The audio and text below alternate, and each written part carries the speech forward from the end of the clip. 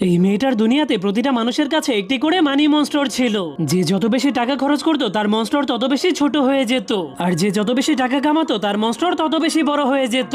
যখন সে জন্ম হয়েছিল তখন তার বাবা মায়ের মানি মনস্টারেরা তাকে খুশি রাখার জন্য অনেক অনেক খেলনা দিত, কিন্তু এরপর সে ধীরে ধীরে যখনই বড় হতে শুরু করে তখন তার জন্মদিনে তার বাবা মায়ের মনস্টারেরা তার জন্য একটা ছোট্ট মনস্টার বানিয়ে দেয়। তখন তার বাবা তাকে বলে এটাকে সাবধানে ব্যবহার করো, কিন্তু ওই সময় মেয়েটা তার বাবার কথা ভালো মতো বুঝেনি।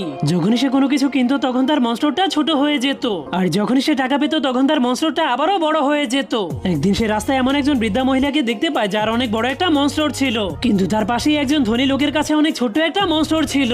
এরপর সে সুপার মার্কেটে গিয়ে তার বাবার টাকা দিয়ে অনেক কিছু কিনতে শুরু করে দেয়, যার কারণে তখনই তার বাবার মনস্টারটা ছোট হয়ে যেতে শুরু করে। এই জন্য তার বাবা সেই মালগুলোকে ফেরত দিয়ে দিলে সেই মনস্টারটা আবারও বড় হয়ে যায়। এরপর তার বাবা তাকে বলে তোমার যা দরকার নিজের টাকা দিয়ে কিনো। তখন মেয়েটা তার বাবার এই কথা শুনে বাড়িতে গিয়ে যখন টিভিতে কনসার্ট দেখছিল